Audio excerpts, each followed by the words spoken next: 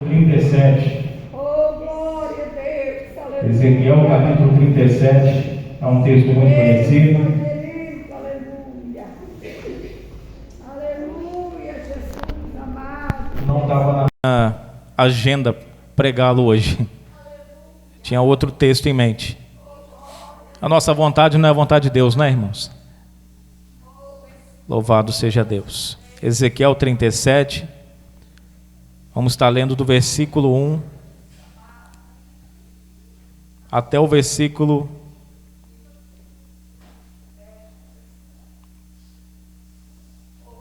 4.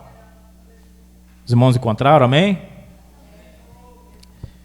Veio sobre mim a mão do Senhor, e o Senhor me levou em espírito, e me pôs no meio de um vale que estava cheio de ossos. E me fez andar ao redor deles, e eis que eram muito numerosos sobre a face do vale, e estavam sequíssimos. E me disse: filho do homem, poderão viver estes ossos? E eu disse: Senhor Jeová, tu o sabes. Então me disse: profetiza sobre estes ossos, e dize-lhes: ossos secos, ouvi a palavra do Senhor. Assim diz o Senhor Jeová a estes ossos: eis que farei entrar em vós o espírito, e vivereis. E porei nervo sobre vós, e farei crescer carne sobre vós, e sobre vós estenderei pele, e porei em vós o espírito, e vivereis, e sabereis que eu sou o Senhor. Amém? Pode tomar seu assento, glorificando ao nome do Senhor. É um texto muito conhecido. Só para reportar aos irmãos o momento onde esse texto, onde esse episódio acontece. Nós sabemos, Ezequiel, trazendo uma biografia rápida dele. Ezequiel, ele era filho de sacerdote, o que indicava que ele também, aos 30 anos de idade, seria sacerdote. Só que a vida vai passando e Deus muda as coisas, porque no período onde era para ele ser levantado sacerdote, esperou até os 30 anos. Aí quando chega o momento dele assumir, pegar o bastão de sacerdote e começar a sua missão, Deus permite o cativeiro, e ele é levado para a Babilônia. Lá ele completa os seus 30 anos. E lá, próximo ao ribeiro onde ele estava, a Bíblia vai dizer que enquanto ele estava no ribeiro, aparece o Senhor, a glória do Senhor é vista por ele, aquela visão maravilhosa de rodas caminhando. Ele viu o Espírito de Deus se manifestando e se movimentando no céu. Era o chamamento desse homem como profeta. 30 anos de idade, ele pensava que seria sacerdote, mas Deus tinha algo muito superior para ele. Eu vou te usar no meio de um vale, porque é muito fácil você ser profeta, ou você ser aquilo que todo mundo está sendo. O pai dele foi sacerdote, o avô dele foi sacerdote, mas agora ele vai estar num lugar, ele vai ser obrigado a estar em um lugar onde os seus pais não tiveram. Ele vai ter que enfrentar algo que os seus pais não enfrentaram: o cativeiro. Ele vai ter que enfrentar a oposição. Ele vai ter que ver irmãos sendo escravizados. Ele vai ter que passar pela experiência de ser arrastado para uma terra estranha. Esse é o Ezequiel, o homem que esperava ser sacerdote um dia, mas Deus mudou a situação. E da mesma forma, às vezes acontece com a nossa vida.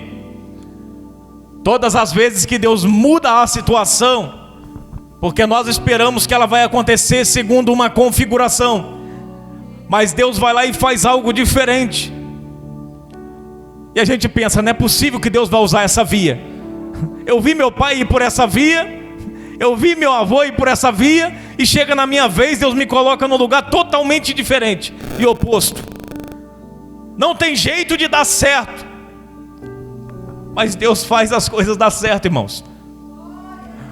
Não esqueça de uma coisa, Davi vai dizer que Deus é Deus dos montes e Deus é Deus dos vales. No monte ele peleja, ele guerreia, ele vence. Mas no vale também ele guerreia, ele vence. Independente do lugar que você esteja, seja no alto do monte ou na cisterna, ali Deus ainda te dará vitória.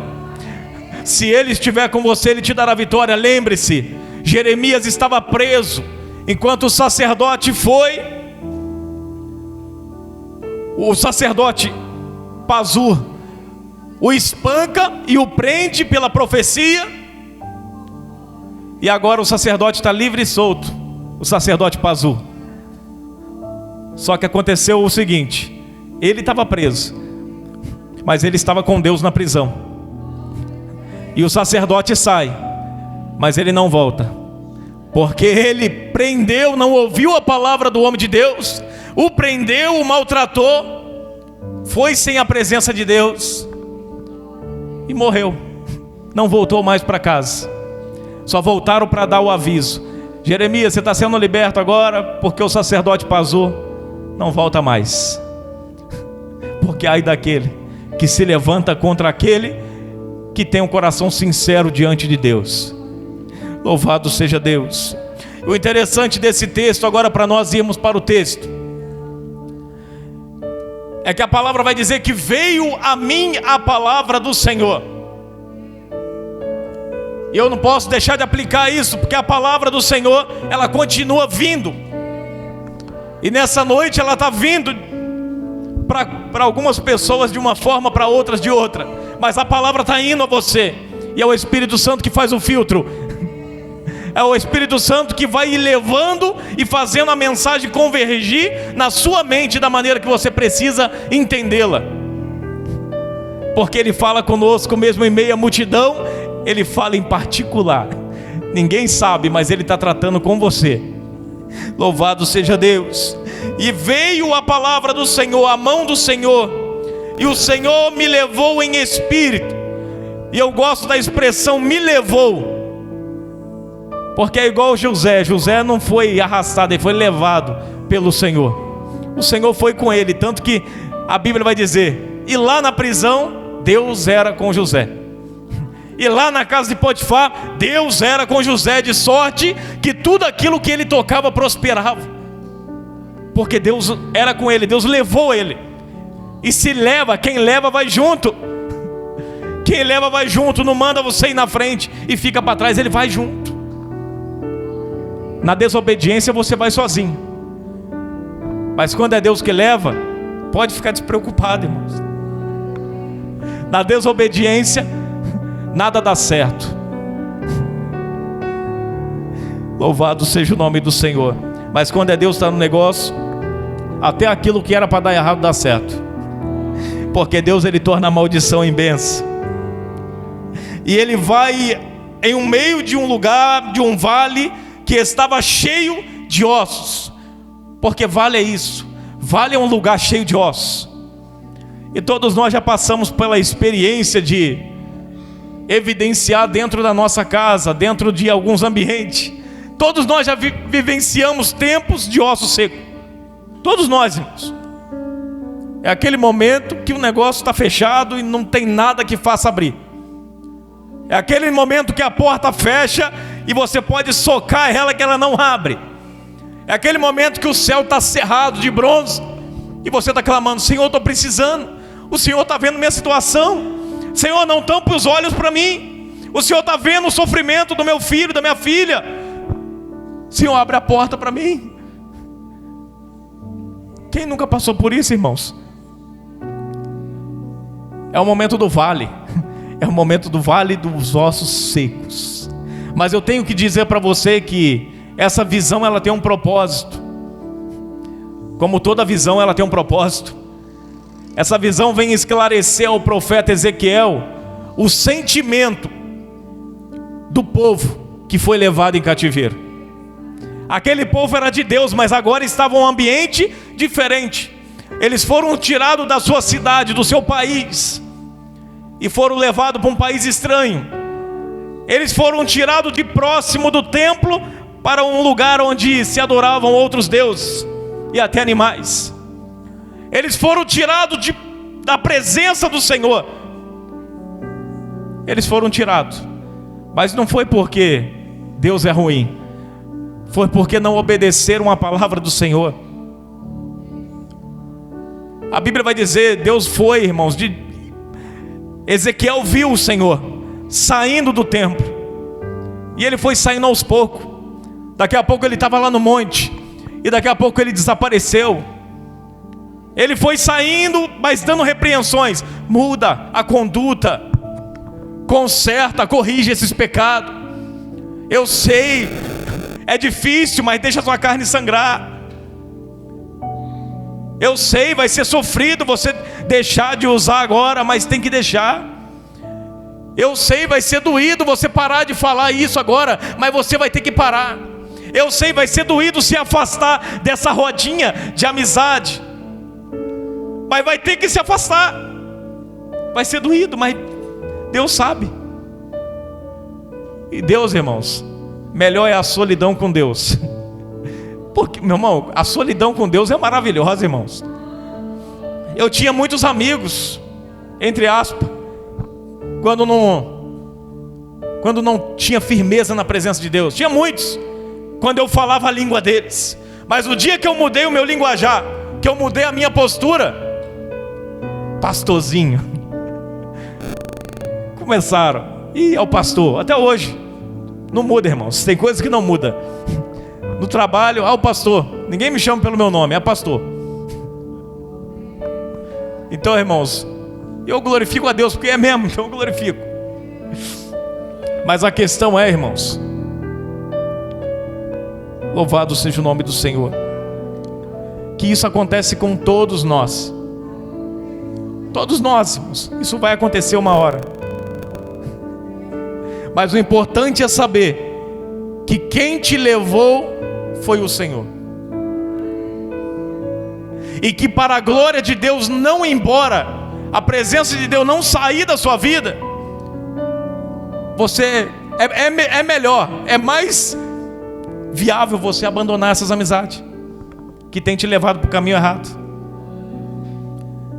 E você sabe que é com você. Até eu sei. O trabalho é difícil, irmãos. Estava conversando com o irmão Eduardo. Até no trabalho é difícil, porque as pessoas não têm a mesma conduta que nós. E tudo que fala de 10 palavras, 8 é bobeira, besteira, coisa que nojenta, que a gente não pode ouvir. E infelizmente nós temos que saber estar nesse ambiente, saber filtrar para o seu ouvido, aquilo não ser assimilado, a sua personalidade, para você manter a fidelidade em Deus. É necessário, e muitos se perdem nisso, porque estão na Babilônia. Nós estamos na Babilônia, irmãos. Pense você que não. É só você olhar o que tinha na Babilônia e olha o que tem aí fora. Olha o que tinha na Babilônia e olha o sistema vigente do momento político. Olha o sistema, olha a igreja, não vamos muito longe. Existem igrejas que os homens têm que entrar, e tem que entrar ligado, bem na ligação, porque os pais não vigiam como coloca a roupa no filho. A mãe parece que não olha para a roupa da filha, deixa aí do jeito que vai, como se estivesse indo para uma balada. Isso acontece, e você tem que fechar os olhos, porque não tem anjo na igreja. Temos homens que estamos lutando para chegar no céu, lutando contra a nossa carne, lutando contra o nosso eu. Ou você pensa que o altar me difere de vocês? Não, se for isso, mudou então. Agora já...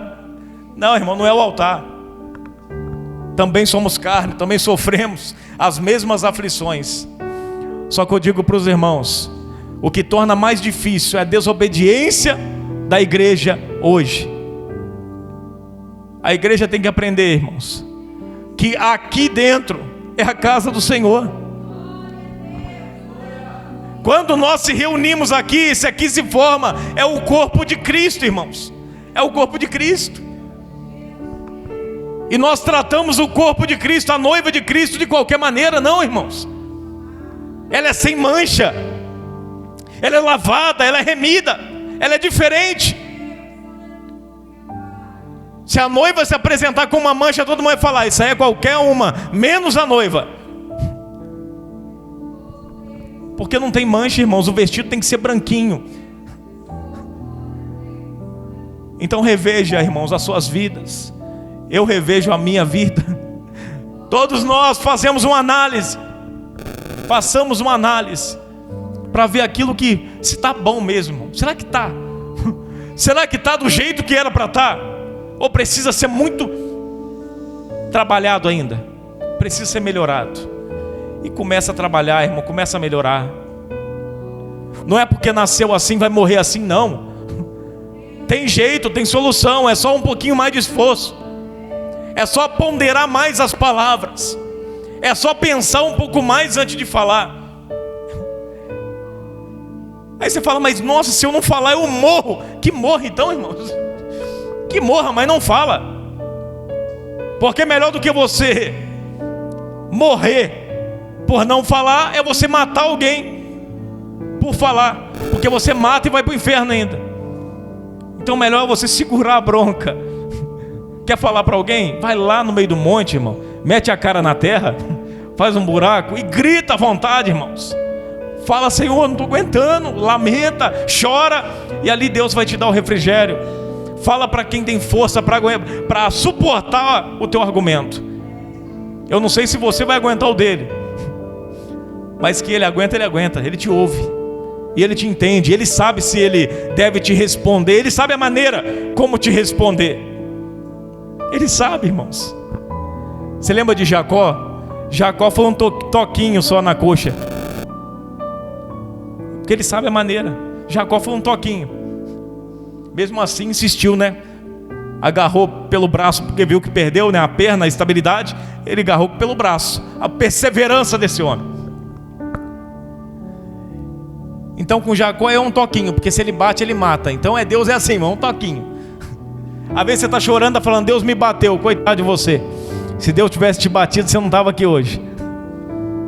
Um tapa de Deus, irmãos, é morte na certa.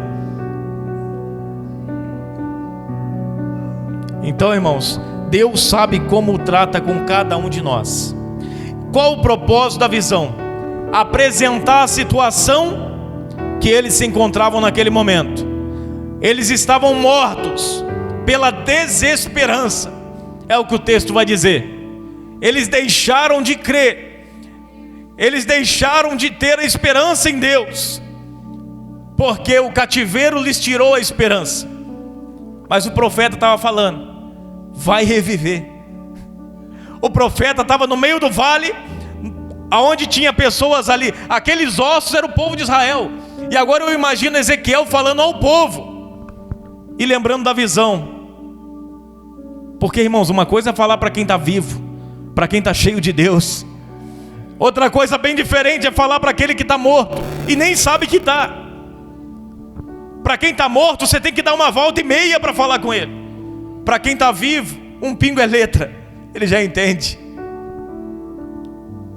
Louvado seja Deus. E aqui ele vai mostrar a situação do povo para o profeta. Porque Deus vai mostrar para aquele com quem ele pode falar. Para aquele que manteve a fidelidade com Deus. E quem manteve a fidelidade? Quem manteve a esperança? Ezequiel. Aí você fala, mas Deus não fala comigo. Deus vai falar com quem guardou o contato com ele. E no momento era Ezequiel. Na Babilônia era Ezequiel. Em Judá era Jeremias. No palácio era Daniel. Em algum lugar por ali era Abacuque, mas todos eles estavam falando a mesma coisa: tenha fé, tenha esperança, o justo viverá pela fé, mas não recua, ele vai viver. Aquela profecia de Abacuque, quando ele vai dizer assim, ele questiona a Deus, e Deus vai falar: a sua alma é inchada. Por que o Senhor vai destruir eles? Porque a alma deles é soberba. Mas o justo, pela sua fé, viverá. Louvado seja Deus. Então Deus vai mostrar ao profeta isso. A palavra os traria novamente a esperança. Só que primeiro eles precisavam crer. E Deus vai dizer: profetiza. Ezequiel 37, versículo 11, está o porquê eles estavam mortos. Porque eles estavam não só mortos, mas estavam em uma situação sequíssimo. É mais do que morto. Morto ainda tem carne. Morto ali pode estar no estado de deteriorização, né? Não sei se é essa palavra. Mas mesmo assim pode reviver. Lázaro estava 4 dias, já estava cheirando mal, ressuscitou. Mas ele não estava morto, aqueles estavam sequíssimos. E não só sequíssimos, estavam espalhados. O que mostra que estavam mortos há muito tempo. É o que Deus estava mostrando àquele povo. Aí você fala: mas por que pregar isso para a igreja? Também não sei, irmãos. Mas possivelmente porque a igreja também está nessa situação. A igreja tem deixado de valorizar aquilo que valorizava lá atrás, porque não crê como cria antes. Porque não tem mais a esperança que tinha antes. Esse é o sintoma que a nossa fé está sendo colocada à prova. Quando nós começamos a abandonar algumas coisas. É quando não vale mais a pena trancar o quarto e ficar alguns minutos com o Senhor. É quando não vale mais a pena tirar um momento, um período de jejum e oração. É quando não vale mais a pena abrir a Bíblia e estudar. É quando não vale a pena mais ajudar o próximo. É quando não vale mais a pena. É porque estão mortos pela desesperança. Não acredita mais, apenas está sobrevivendo. E Deus não quer que você sobreviva na obra, irmãos. Deus quer que você viva. Viva o propósito de Deus em sua vida. Viva o projeto que Ele tem na tua vida. Às vezes você pensa que Deus te chamou para ficar sentado. E não foi, irmãos. É para fazer um círculo. Hoje eu estou falando, daqui a pouco é vocês. E nós vamos rodando, irmãos. E mais pessoas vão sendo salvas, sendo preparadas para fazer a obra lá fora. Não é para parar em um só. Não, irmãos. O corpo ele tem que estar todo em funcionamento. Ele tem que estar todo, irmão, funcionando. E a igreja hoje não está totalmente funcionando. Quando funciona um lado do corpo, o outro está meio parado. Um olho fecha, o outro abre. Uma orelha escuta, a outra não. O pé dói, a mão não quer nem saber de ajudar para tirar a farpa que entrou. Nós precisamos se unir, irmãos. Se nós queremos. Porque senão a gente vai se tornar o quê? Nem tinha pensado nisso. Mas senão nós vamos se tornar ossos juntos no meio do vale. E o que vamos fazer com um monte de ossos juntos no meio do vale? Uma igreja cheia de ossos. É uma igreja morta. Uma igreja que não sente mais nada, que não tem prazer nem de estar aqui.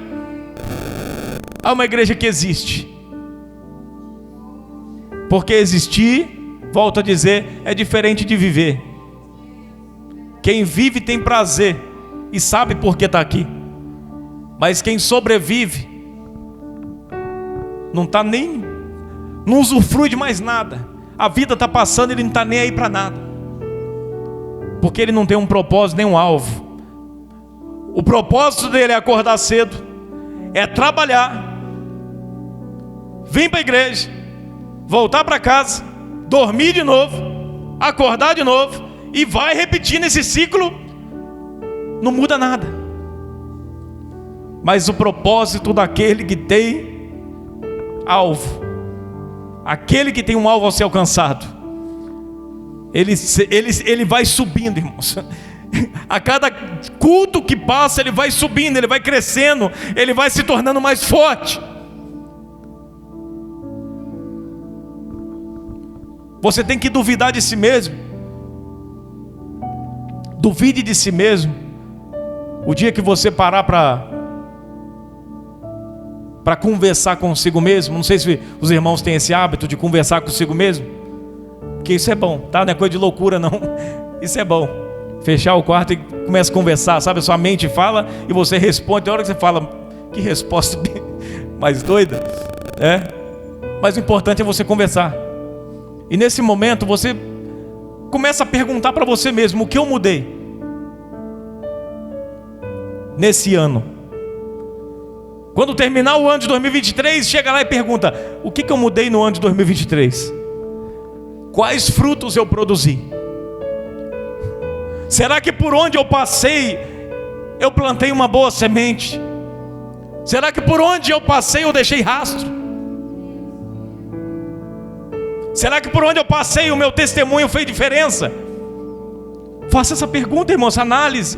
Porque senão, significa que o evangelho que nós estamos vivendo é outro. Ou significa que nós estamos só sendo ouvinte da palavra e não praticante. Estamos ouvindo, sobrevivendo na obra. Então eu chamo os irmãos hoje: não sobreviva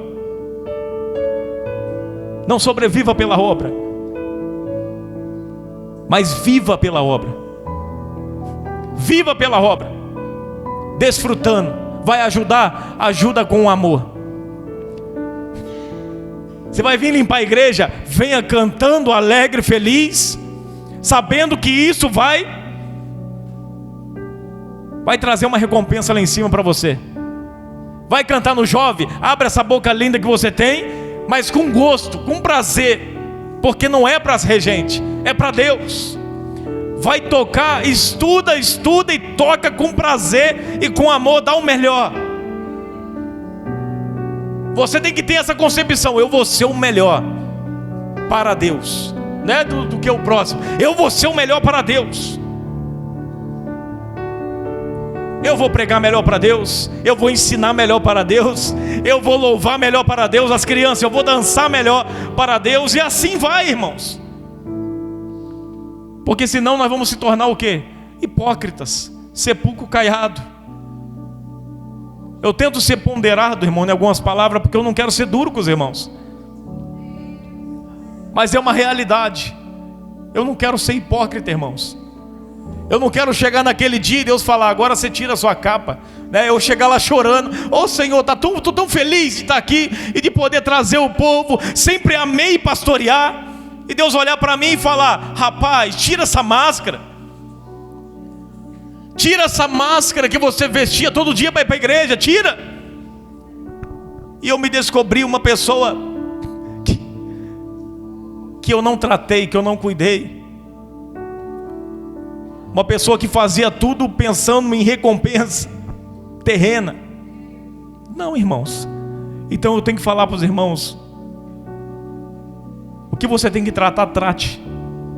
Porque mais do que o teu corpo, a tua alma vale, e Deus quer tratar ela. Por isso que eu falo: muito mais vale do que o dinheiro, do que 1 milhão, o perdão que você dá para o seu pai, o perdão que você dá para sua mãe, o abraço que você dá no seu pai, o abraço que você dá na sua mãe, e vice-versa, o pai e a mãe para o filho. Muito mais vale um abraço do que 1 milhão de reais, ou muito mais. Não vou nem colocar aqui o valor, irmãos, mas muito mais, irmãos. Trilhões de reais vale um abraço. Há uma frase que um certo pensador diz, que ele vai dizer o seguinte: existem pessoas que são tão pobres, mas tão pobres, que só têm dinheiro, e outras pessoas que são tão ricas que têm família, têm amparo, têm filho, têm filha, tem um lar para ir que vai com prazer para casa. Tem pessoas que não parecem, mas existem pessoas que trabalham e fazem hora extra, vivem num ativismo louco, irmãos, porque não suporta vir para casa, não suportam voltar para casa, porque o ambiente não é um ambiente de paz, é de tribulação. Mas a nossa casa, ela tem que ser um amparo, tem que ser um lugar de paz. E se Cristo habita lá, tem paz lá, irmãos. E se não tem o dever de casa agora, chega em casa e começa a dar as mãos, orar, fazer culto caseiro, fazer alguma coisa. Se não tem, começa a ter, começa a fazer alguma coisa para mudar. Louvado seja o nome do Senhor, bendito é o nome do Senhor. Então eles morreram porque a Bíblia vai dizer no versículo 11: então me disse, filho do homem, estes ossos são toda a casa de Israel. Eis que dizem, os nossos ossos se secaram e pereceu a nossa esperança, nós estamos cortados. Então, se você se enxerga como osso, você será osso. É simples, mas é verdade. Se você diz que é um osso, se você diz que não tem vida, que não tem vitamina, que não é nada, tudo que você tem, a sua casa, o que é? É osso. Então eu desafio você a chegar na tua casa, independente da situação que esteja lá. Eu desafio você a entrar dentro do quarto. Eu desafio você a colocar a mão na cabeça do teu filho e da tua filha, mesmo que não sejam cristãos, que estejam dormindo, e libera a bênção sobre a vida dele. Chega dentro do lar e começa a abençoar a tua casa. Começa a dizer, a minha casa é uma bênção, a minha casa é do Senhor. Começa a glorificar a Deus pelo fogão que você tem, glorificar a Deus por tudo, irmãos. Porque se você acha que tudo isso é osso, você está dizendo para Deus, tudo que o Senhor fez para mim não valeu de nada, não tem valor para mim. E como não, irmãos? Louvado seja Deus. Eu encerro, mas eu encerro com um testemunho. Não tem como falar desse tema sem falar o testemunho. Não tem como. Mas eu já disse a alguns irmãos que o meu maior sonho quando eu cheguei em Taubaté era o quê? Comprar uma casa. Eu queria comprar um apartamento. Ó, o Lucas é meu vizinho. Ele está aqui, glória a Deus. Então, irmãos, meu sonho era comprar. Só que o que me faltava? Recurso. Me faltava dinheiro. Não tinha dinheiro, não tinha alguém com quem eu pudesse pedir para me ajudar. Não tinha. E meu salário era... Quanto era meu salário, irmãos? Lá precisava ter 1.800 na carteira na época. Quanto que era o meu salário? Chuta aí. Ó, chegou perto. É um pouquinho mais, né? Nossa, Deus. É 1.095. Esse era o meu salário na carteira. E eu fui lá e comprei o desafio. Falei, o pastor Josué falou, só casa se comprar casa.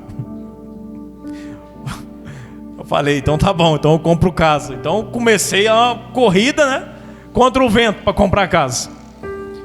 Mas enfrentei muitos desafios, irmãos. 5 anos a gente passou, né, foi namoro, né? 5 anos de namoro. Uma luta ferrenha, jovem, né? Uma luta ferrenha, mas 5 anos, irmãos. Não aconselho para nenhum jovem isso. Não aconselho, é difícil. Mas eu glorifico a Deus que a cada dia, né, a gente ia se fortalecendo, olhando para frente, falando, né, vamos olhar para frente, vamos deixar o presente, né? Vamos acalmar os ânimos. Porque jovem, né? Já disse Cláudio Duarte, né? Que o hormônio, o demônio é uma coisa parecida. Hormônio e demônio, tá? É parecida a palavra. E é coisa de jovem, tá, irmãos? Então é difícil. Por isso que jovem começa a namorar, me preocupa, tá? Então aqui já viram, já fica a experiência, tá bom? 5 anos não é bom, tá? Eu e a Camila, para a honra e a glória de Deus, não chegamos a cair, tá, irmãos? Mas a luta foi grande. A carne doía, mas a luta é grande, irmãos, tá? Mesmo que o pai e a mãe sente do lado, uma hora ou outra dá uma dor de barriga, eles vão para o banheiro. E em 3 minutos, 1 minuto faz muita coisa, irmão. Verdade seja dita aos pais para ficar de olho aberto. Vai para o banheiro, leva a filha junto. Vai para o banheiro, leva o filho junto. Porque é difícil, irmãos. A nossa carne vive numa constante luta e quer o pecado. Mas avançando aqui para o testemunho, não vou parar nisso. E a gente queria casar de todo jeito, a gente buscava e Deus foi tão bom, irmãos, que eu recebendo 1.095, começou a ter hora extra no meu trabalho. Eu tinha que pagar primeiro 5 parcelas de 750. E eu não tinha isso. Só que durante esses 5 meses, a hora extra, teve hora extra no meu trabalho. Quando chegou no último mês que não ia precisar, que acabou a parcela, eu falei, vai sobrar. Aí entra aquela questão, Deus dá o que precisa. Quando chegou na última, acabou a hora extra. Vai sobrar não, foi o necessário. E eu comecei a pagar a parcela e Deus foi dando o suficiente. Até então tudo bem, porque estava pagando as contas. Até que chegou um momento, Deus pegou. E tem que ter um desafio grande, né? Deus tem que colocar ele no vale agora. E agora eu vou te provar. E a moça onde eu morava na casa dela falou, filho, você vai ter que tentar me ajudar com um pouco mais. Porque a conta aumentou. Eu preciso que você me ajude com um pouco mais. E para quem ganha 1.095, tirar uns 50 reais já era, acabou, né? E eu peguei, falei, tá bom, mas eu não vou poder mais pagar a porcentagem da obra que tinha que pagar todo mês. Eu já disse para os irmãos aqui que a porcentagem era lá, você pegava, estava lá 90%, você colocava lá 90% mais o valor da parcela e dava ali o saldo que você tinha que pagar por mês. A parcela mais o saldo. Eu lembro de parcelas que chegava lá, irmãos, que era 600 mais 500 e pouco, e 1.095 eu vou pagar como? Não dava, irmãos. Eu pensei o seguinte, falei para Camila, eu liguei para a moça, para a corretora, e falei, não dá mais, eu vou ter que cancelar o contrato. Vou ter que cancelar o contrato, não vou conseguir pagar, estou passando dificuldade, estou morando de favor. E ela falou, não cancela não, deixa para ver o que vai acontecer no final. Falei, rapaz, aquilo me ativou, né, uma esperança dentro do meu coração. Eu falei, eu vou fazer isso, porque Deus pode fazer alguma coisa lá no final, verdade. E se foi Deus que me deu, né, eu comecei a ligar os pontos. 5 meses, Ele permitiu a hora extra, depois parou. Ele sustentou até aqui. Vamos ver o que vai acontecer no final, vamos aguardar. E eu deixei, irmãos, e foi bola para frente, e a continha lá só subindo. A dívida, né? O salário não, só... Mas a quantia estava subindo, e dava até medo de olhar, não dava nem para ver mais. E eu lembro que ficou 5.000 e algumas coisas. O que era difícil se tornou impossível. E um dia eu lá no meu trabalho, e eu pensando, eu tinha certeza de uma coisa, eu comecei a ter certeza, Deus vai fazer alguma coisa, porque Ele falou que ia me dar. E eu escrevi uma carta para Deus, irmãos. Olha a loucura. Tem hora que a gente tem que ser assim, irmãos, porque eu não conseguia mais expressar com as palavras. Eu falei, eu vou escrever. E eu estava lá na sede, dormindo na sede, lá atrás, no quartinho, na sala do batistério. O pastor João me permitiu naquela época. Tempo de experiência. E eu, ajoelhado ali, comecei a escrever, Senhor, o Senhor é o dono do ouro, da prata. O Senhor pode providenciar. O Senhor sabe que eu estou com dificuldade de pagar o apartamento. Senhor, o Senhor sabe que eu não tenho dinheiro para comprar os móveis da casa. O Senhor sabe que eu não tenho dinheiro para comprar aliança. O Senhor sabe que eu não tenho dinheiro. Não tem. Mas o Senhor é o dono do ouro e da prata. E eu coloquei tudo ali na carta. E eu estava sentado nessa cadeira aqui tocando a minha guitarrinha. O pregador evangelista Natanael estava pregando. E ele entregando para todo mundo. Mas para mim sempre profecia era difícil. Até hoje. Para me entregar uma profecia eu acho que é de ano em ano. É difícil. Mas de repente ele olhou para mim e falou: se prepara, porque sou eu Deus, do dono do ouro e da prata. E começou a falar: a casa eu te dou, o casamento eu te dou, os móveis eu te dou tudo. Eu comecei a chorar, irmãos, porque foi a resposta da minha carta. Ele falou isso e mais do que estava escrito. E eu fiquei contente, fiquei feliz. E eu me assegurei: Deus falou isso, só eu e ele estava. Então vou perseverar, vou continuar. Agora eu vou continuar mesmo. E um dia lá no meu trabalho, assegurado nessa palavra, caminhando, eu lembro que eu estava no bebedouro e eu estava voltando para o serviço. Eu olhei e de repente me veio uma alegria. E rapidamente, como um flash, Deus me mostrou tudo o que ia acontecer. Falou: filho, você não ia poder pagar, mas eu vou tirar você daqui. Você vai ser mandado embora. E você vai conseguir pagar todas as suas dívidas. E eu vou te colocar em outro lugar para você trabalhar. Deus não falou com essas palavras, Ele falou no meu sentimento. Mas isso foi tão nítido que na mesma hora eu tinha certeza: Deus falou comigo. E eu saí alegre, irmão, dali. E convicto, falei para Camila, falei: eu senti, Deus vai fazer alguma coisa. Aí a nossa casa não vem com piso, né? Piso era 7 mil a mais. Falei: não vou colocar negócio de piso não, deixa pra lá. E eu lembro que eu estava em casa, eu cheguei no meu patrão e tinha um monte de piso Portinari. Sabe aqueles piso caro? Eu acho que é Portinari que fala, né? O Lucas entende mais de construção do que eu. Mas é Portinari, piso, né, como é que é o nome do piso mesmo? Como é que é a marca? Porcelanato. Era piso chique, né? Eu peguei e falei para ele: ô patrão, eu vi lá um monte de piso lá atrás, o senhor não poderia dar para mim? Não dá para mim não, porque eu sei que ele nunca deu nada para ninguém. Nunca deu. Né? Não, mas não dava, depois eu edito. Mas não dava, irmão, era difícil, o homem era ruim. Mas eu falei para ele: não teria como o senhor, quanto que o senhor me venderia aqueles pisos lá atrás? Que meu apartamento vai sair, né? E olha que eu nem tinha o dinheiro para pagar a conta ainda, mas falei para ele: você não teria como você fazer um valor para mim, poder pagar o piso para você, só para mim ver? E eu fui em casa e comecei a orar. Nesse período eu estava na casa do pastor João, lá atrás da casa do pastor João. Fiquei um período morando lá também. E eu de joelho dobrado falei: Senhor. E eu fui orar para ele fazer um preço acessível. Essa foi a minha oração: Senhor, faz ele fazer um preço acessível, porque o Senhor sabe a minha condição. O Senhor sabe que eu não posso. Mas de repente Deus mudou a minha oração. E eu até comecei a chorar na hora. Porque sabe quando Deus pega as palavras e coloca na tua boca? Por que você não ora assim? E eu comecei a falar: Senhor, eu sei que o Senhor pode fazer com que Ele me dê o piso. E eu falei isso, irmãos, e o arrepio subiu na minha alma. Eu comecei a me arrepiar e chorar e já falar em língua estranha. No outro dia eu fui para o trabalho, trabalhando lá normal, né? Dia normal, e o patrão lá no portão, ele me chama: ô João, vem cá.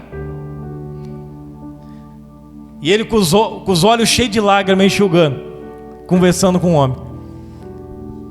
Ele falou: você sempre foi um menino bom, pega o piso para você, eu estou te dando ele. Eu saí chorando, aí foi eu que saí chorando. Chorei, irmãos, com a criança. Eu falei: obrigado, Deus. Então, irmãos, deixa Deus reger suas orações. Que você vê, Ele regeu minha oração, falou: ora sim, pode orar por fé. Porque às vezes a gente quer colocar um negócio mais viável para Deus, faz Ele vender barato. Mas meu filho, você não está crendo direito. Eu posso te dar muito mais do que isso. Então eu orei: dá. E Ele deu o piso, irmãos, e está lá na minha casa até hoje.